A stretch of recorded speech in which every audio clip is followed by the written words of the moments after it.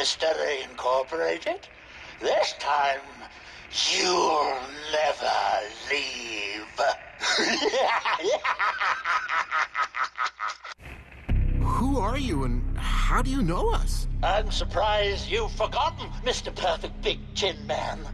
Have you two met? Oh, yes. Yes, I've been waiting a long time. And I'm ready for your return. Mystery Incorporated will not get out of this mansion alive. This time. This time? Now, in honor of your return, I've set some very special traps. Did you say traps? That's right. Specially designed for my old visitors, Brad. You too, Judy, Cassidy, Ricky, and of course, the ever-cunning Professor Pericles. Excuse me, demented speaker, sir. There's a misunderstanding. See, we're not... Enough!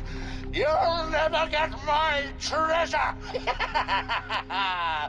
And you'll never make it out of here alive. Like, why does he have to keep saying that? Why does he think I'm a bird? For some